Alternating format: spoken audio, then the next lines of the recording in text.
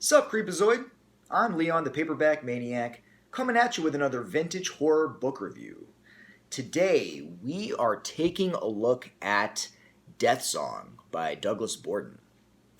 This book was published by Onyx, my all-time favorite vintage horror imprint, and you'll see why in this review, in October of 1989, which would actually make this its 30-year anniversary. Now we get a quote from Stephen King on the front there. That's pretty rare. It actually comes from a larger quote inside, which I'll read to you guys. Stephen King writes, Douglas Borton, whose first novel, Manstopper, was one of the best paperback originals of 1988, has written one of the best paperback originals of 1989 in Deathsong. It's scary, vivid, and exciting. Borton is very, very good, and Deathsong is authentically creepy. So high praise there from the king himself. I'll go ahead and also read to you guys the synopsis from the back cover. The Sound of Death.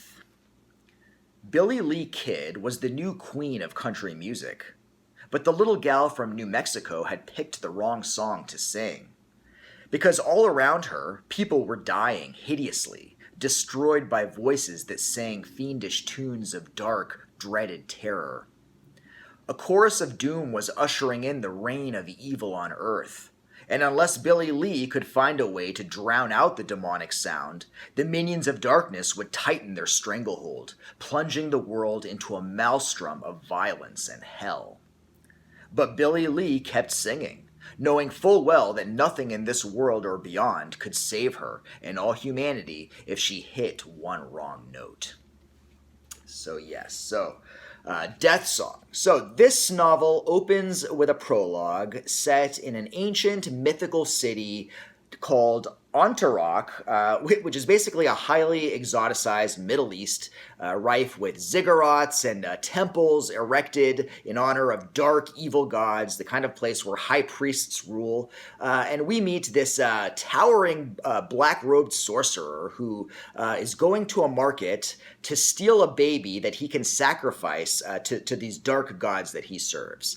Now, this sorcerer, Kuruk, has the ability to kill people with songs. And we quickly find this out when, at the market, after he steals a baby, a vendor tries to intervene, and then Kuruk just kind of looks at him imperiously and hums this melody. And then the man's skin just starts hardening and then cracking like baked clay, and eventually the guy just crumbles into dust. And then the mother of the baby, of course, is shrieking like crazy. She runs up to Kuruk, trying to get her baby back. And then this sorcerer just kind of smirks at her, hums another tune, and then before you know it, what happens to her? Like toads start hiccuping out of her mouth.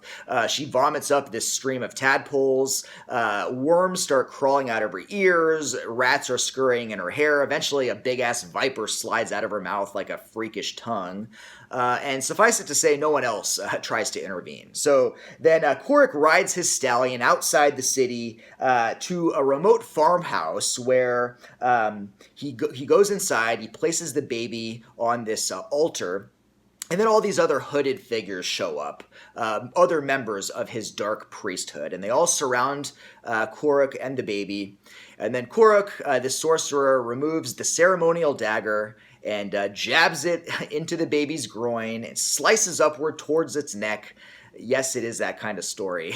And then he plunges his fist through the bloody flaps of the baby's chest cavity, removing its heart, which he holds up so that it is illuminated by the shafts of moonlight coming in through the farmhouse, and squeezes the heart so that blood dribbles down onto a tablet, which spells out a prophecy. And this prophecy basically states that one day in the distant future, in another place and another time, one chosen person will sing the Song of Songs, the ultimate song, the Death Song, which will usher in a new, age of darkness and evil. And all of the dark gods that Kuruk serves will finally be unleashed upon the earth. So with this knowledge now, Quark rides out of this mythical city and basically resolves to travel the earth and find followers to train to do his bidding and to listen out for this song for when it is eventually sung, which will usher in this new dark era. Okay. Then we fast forward to 1989 and we meet our protagonist, Billy Lee Kidd. Not Billy the Kid. Billy Lee Kidd, she's a spunky country music superstar who's finishing up a nationwide tour, and she's actually playing the final show of this tour with her band back home in LA. And it's been a good show. She's feeling it, feeling the vibe of the audience. She decides she's going to debut this new song that she recently had written called Dark Waters. And in the audience this night, there is a fan of Billy's, a middle-aged dude named Kenneth, who's a huge fan of hers, and he's dragged his wife to the show. And he's enjoying the show, and then suddenly Billy launches into this new song. And when he hears it, the man kind of stiffens in his seat and thinks, oh shit, it's the song that I've been trained to hear, right? Because so we learn that this is actually a member of this ancient priesthood, and he's kind of in shock. Now, while Billy is singing this song, she suddenly has this weird out of body experience, and she kind of lifts up, leaves her temporal body, which is playing the song, and she suddenly has this strange vision of basically the universe coming undone. So basically, like, stars start crashing toward the Earth, the ocean is erupting, and the Earth itself is cracking open. And then she looks up in the sky and she sees a door as big as a galaxy basically open up, and basically this tide of darkness sort of like flood out through this door and basically consume the whole world and universe. Now, this vision, obviously no one else is seeing this but her. Then she suddenly is kind of like back in her body playing the song. And as this is happening, the audience member, Kenneth, who realizes that now the prophecy has happened and the song has been sung, he realizes that now nothing in his life matters anymore. His wife sitting beside him, his job, none of that is important. What is important is that he sort of do what needs to be done, what he's been trained to do if he hears the song, which is kill the person who sang the song. So he takes out a switchblade from his pocket and starts to approach the stage. Somehow he gets on the stage. He basically, like some security person comes up to him, he stabs him between the shoulder blades, and he goes to Billy. Now Billy, luckily, kind of snaps out of her sort of fugue state right as this crazy dude slashes at her with the switchblade, and she like kind of like blocks it with her guitar, kicks the dude in the nuts, and then her bandmates wrestle this dude to the ground, and they put him down, and the dude gets arrested. And of course, this guy, as he's being led away, the dude's wife is in shock. She's like, what just came over my husband? He just straight up tried to kill this woman and all these people. And she's like, as the man is being led away by police, she's like, why did you do it? What are you doing? And he just looks at her and says, for a better world. And he knows that it's going to be okay. And this guy actually gets taken to the police station, and he gets his one phone call, right? And he decides to call like the director of the Brotherhood, this sleazy and murderous producer of snuff films in Hollywood. And he calls this guy whose name is Frank Lancet, and he tells him that the song has been sung. Right? He says he heard the song, but then, of course, he also has to tell him that he failed in his duty to kill the quote-unquote songbird. So Frank Lancet, this kind of one of the head honchos of the Brotherhood, he's very surprised and happy to hear that the song is sung. Of course, he's very upset that this man failed to kill the woman who sang the song. So he hums a melody over the phone to the guy, which basically causes the dude to like take a pencil, or no, it's a ballpoint pen. He removes from the desk of the police station, and he stabs at a police officer with it, and then jabs it into his own eye. And then I have a little quote here I'll read just to give you a little taste of sort of the pulpy goodness that we get in this book. So after he stabbed his own eye with the pen, this guy, it says, Blaine's face was a grotesque carnival mask.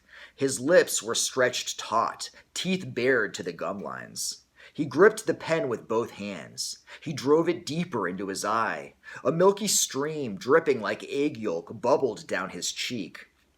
The pen sank into his eye socket in fits and jerks. It struck an artery. Blood spurted out in a pink rainbow. He gasped. Pain contorted his body. He slid off the desk, as boneless as a rag doll, and lay in a knot of trembling muscles on the tiled floor. He did not stop. He jammed the pen all the way into his skull, rupturing the bony wall at the back of his eye socket, puncturing his brain. Then there was no further resistance. The pen sank easily into the spongy gray matter, sliding in like a pin in a pincushion. So after Lancet, this operative for the Brotherhood, hangs up the phone, he goes and calls his superior, letting him know that the death song has been sung, and but that the songbird, the person who sang the song, has not yet been terminated, and the person who he calls asks, well, do you know where this songbird lives? And then he says, yes, I think he remembers like some profile he had read of Billy Lee Kidd. He says, I think she lives like somewhere in Malibu. So the guy says, the other person says, all right, we're going to send some people over there to take care of her. So they're going to send like some assassins now to kill Billy Lee Kidd. And it's such an 80s plot line. I just love it. It's kind of almost like Terminator-esque, right? Like now this woman has to die because she sang this song. So meanwhile, after the show and the crazy incident, right, where this crazy fan tried to like run up on stage and kill her, and this weird vision she had, right, of the universe coming undone and this door of darkness opening up in the sky and all of everything being consumed, Billy Lee tries to shake it off, and she takes home a young fan, a groupie, back home to her place. And so they drive to her Malibu beach house in her snazzy Lamborghini, and she like takes this young hunk up to her place, and while they're like starting to get it on in her bedroom, the phone rings, and Billy Lee answers the phone, and then someone on the other end says, "Is this Billy Lee Kidd?" And she says, "Yes." And then the man starts humming a song, a tune, a very mournful, lugubrious tune, the kind of song that makes you just lose all hope in everything. And then Billy Lee kind of falls into a trance, walks into her bathroom, and everything is glum, everything is darkness. She locks herself inside. The guy, the hunk that she had brought back, can't get in, and she basically smashes her fist into her mirror, and then grabs a shard of glass and is about to slice her own throat. And just as she's about to do that, she looks at herself in the mirror. And because of her spunky spirit and her willpower, she snaps out of it and thinks, oh my God, what was I about to do just then? And she doesn't actually succumb to the song, which was going to make her, kill herself. And so she goes back, she screws the hell out of this dude from the show that she had brought back, which I kind of like the fact that it's showing like a woman to take advantage of that kind of thing and just screw a fan. And then after this dude falls asleep, she kind of goes outside. She listens to some music, like in her living room. I think she might even like go out onto the beach for a moment. And when she comes back in, she goes back into her bedroom. It's dark, right? Because it's like late or early morning. And she kind of slides her hands along the mattress to feel for this guy. And her hand comes away all red and tacky and sticky. And then she realizes that she's put her hand in like a puddle of gore. And then she looks and there's blood covering the sheets. She rips open the sheet and sees that this guy who she had screwed is stippled with bullets, just riddled with them, like just bullet holes, just pulping his body. And I've got another passage here I'll read of her discovery of the this guy's dead body in her bedroom. Let me see, where is it? Okay. He had been shot at least 24 times. His legs, arms, and chest were tattooed in red. His genitals were bloody pulp. His face was unrecognizable. His left cheek, the cheek she had kissed before leaving, was a nest of splintered bone. A gray mush of brains was seeping out onto his pillow through a hole in the back of his skull.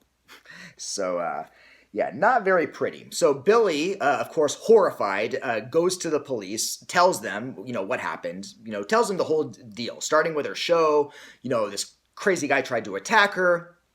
And then, she goes home and someone murdered this man in her bed. So a police lieutenant drives her back to her house in Malibu, and they go up to her house. And then when they get there, they find that the body is missing. The body is gone, and there's no evidence or trace of him there. And then the police are a little skeptical. They say, "Who was this person that you brought home?" And Billy Lee thinks for a minute, and she's like, "Fuck, I don't even know his name. Like, I didn't even think." And it actually causes a moment of introspection for Billy, thinking like, "Damn, I just like straight up brought just some random dude home, didn't even ask for his name, screwed the hell out of him, and now I can't even like identify him to the police, and he's gone, right?" But the police are not buying it. They think maybe she's suffering some, the after effects of the trauma of the concert, of the person trying to kill her.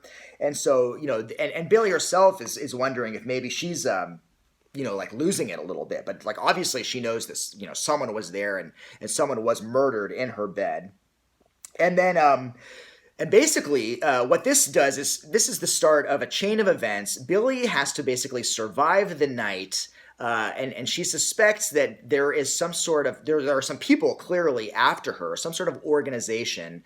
And she suspects it may be a kind of a large organization if they can like kind of, if they're, sending people to kill her at her concert and then, killing this person in her bed, thinking it was her, and then disposing of the body like that. She thinks, she's in for something. She actually meets up with a police sergeant named Martin Drake, who basically tells her that a secret organization, in fact, is out to assassinate her.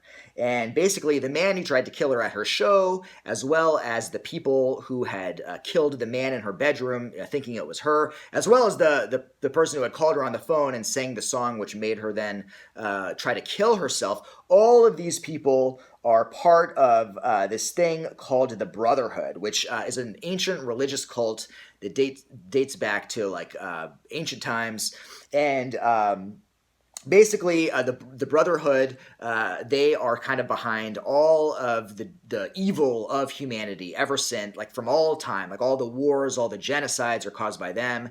And there is this prophecy that a song will be sung, the Deathsong, and when that song is sung, basically the door between this world and this other world will open, and all of the dark gods will be unleashed upon the earth, and they will just reign, and basically and essentially all hell will break loose, right, on Earth. And also, according to this, the person who sung the song must die immediately because that person also has the capability of reversing the song. Because so if and that's why Billy, it's up to her to stay alive, this sergeant. And she, by the way, Billy's asking, well, how do you know all this? And the guy says, because I'm part of the Brotherhood too. But he says he's a traitor. He's basically, now he, believes in other like better like lighter gods and says like, we need to put a stop to this. You need to go, you have 24 hours from when the song was first sung to go to the entrance of the doorway, sing the song again note for note but in reverse, and that will basically shut the door so that these evil gods that have masked behind it can't enter Earth. So this is basically the premise is Billy Lee Kid must stay alive for the next 24 hours and find the doorway and sing the song in reverse so that it will close the door for good. And that is basically your story. So my thoughts on this one, this novel I thought was just a blast. Really compelling storyline, moves like a bullet, super fun to read, the perfect book for October, and the perfect antidote for me, considering the last book I read was such a slog. The chapters and the scenes are just the right length. It's paced really well.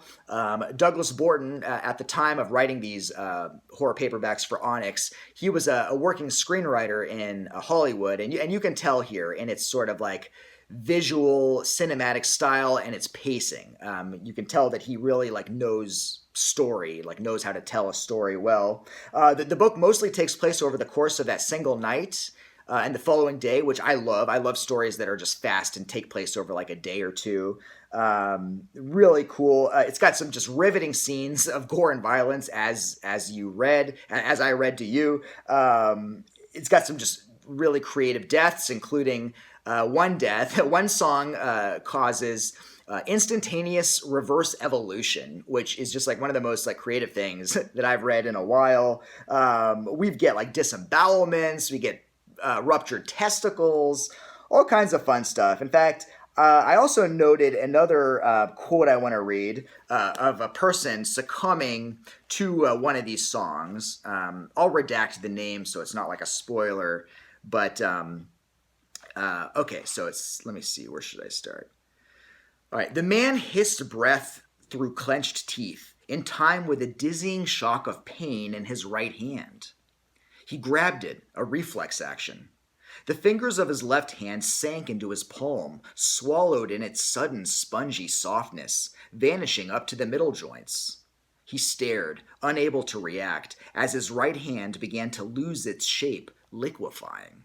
Skin dripped like molten wax. Bone melted to marshmallow. Fingers ran together in streams of goo. He fought to free his left hand, still embedded in the slime like an animal in a tar pit. He wrenched it loose. Ribbons of pink taffy stretched from his fingertips. Droplets of liquid flesh pattered on the floor. He collapsed on his knees, gasping, as the remains of his right hand oozed and puckered and bubbled away. See, that's basically what I'm just looking for when I read one of these books. And leave it to Onyx. Onyx always delivered the goods with that stuff. They always gave us that fun, kind of melty, gooey late 80s horror, like stuff like Douglas Borton stuff and R. Patrick Gates' stuff. Yeah, just so much fun, right? The book is not just all gore, though. It also delivers some nice suspense. There are some pretty tense scenes. And in fact, there's one scene which, if you are a claustrophobic, will fuck you up pretty good. It was really well done. It's got a great climax at the Brotherhood's secret lair, which is in like some crumbling mansion high up on Mulholland Drive overlooking Hollywood. And then eventually at the Hollywood sign itself at the stroke of midnight. So, a very cinematic ending to the story. I did like the LA setting. I'm always a fan of, books and movies from this time period that take place in LA. Although some of the geography seemed a little off. Like there's this psychotic detective who's going after Billy, and it says that he works for the Irvine Police Department, which is in Orange County, like close to where I live. But then it says he lives in Bel Air, which just does not make any sense if you know the geography of Southern California. But small quibble. Other than that, yeah, good setting, good characters. I really liked the character of Billy Lee Kidd. She's one tough cookie. She knows how to handle herself. She's strong. She's smart. She's strong. I thought she was a really good character. And she's also, it's cool because she's a country singer, and I'm not a country fan at all, but I thought it was interesting actually that Douglas Borton made her a country singer and not like a rock star, which you might expect. But she's authentic country singer. She does like the old school like Johnny Cash type country music, not like this top 40 crap. Like she's authentic. She stays true to herself. So I liked her as a character. And as I mentioned, the prose is solid. Maybe not quite as good as his prose in his first two books, Manstopper and Dreamhouse, but really, I mean, better probably than 90% of the writers of these horror books of that time. Although every now and then he does deliver a stinker of a line. Like one line I had to write down. This was about a dude whose body just starts inflating, like just blowing up, like inflating like a balloon. Borton writes, his skin was stretched taut as a condom in a cat house. It's just like, that's just bad, right? But anyway, I definitely recommend this book. This pretty much is, if you are into fun, fast-paced, gory, creative, batshit, late 80s horror fiction, this is the book for you. It's got a great premise, it's got interesting characters, fun and creative deaths, a fast pace. Douglas Borton is really sort of solidifying his place as one of my very favorite writers. I mean, he's 3 for 3. All three of the books that I've read, I've really enjoyed. He's definitely in the upper echelon of these guys. So I think Deathsong is a great read. It's a great read for any time of the year, especially October. So happy I read this book, this month. This is the kind of fun horror fiction that I like to just like be entertained by, right? So that is Deathsong, guys, by Douglas Borton. Hope you enjoyed the review. Check it out if you can find it. Highly recommended. So that's it, guys. Hope you enjoyed that. Hope you are having a good October. Hope you're staying healthy. Unlike me, I've been sick the last it feels like the last 3 weeks. I've just had this really annoying cold that's not full blown. I'm just always on the cusp of it. But for a couple of days, I was losing my voice. I had a sore throat and shit. I wanted to actually do this review a week ago, but anyway, I'm on the mend now, and the weather is getting better. It was fucking 102 degrees the other day as I was coming home. I'm like, what is this in October? It's crazy, but it's supposed to drop down to the 70s next week for Halloween. So happy about that. But hope you guys are enjoying yourselves, reading some good, fun October fiction, watching some fun, Halloween movies. So take it easy. Hopefully I'll see you in the next video. Peace out.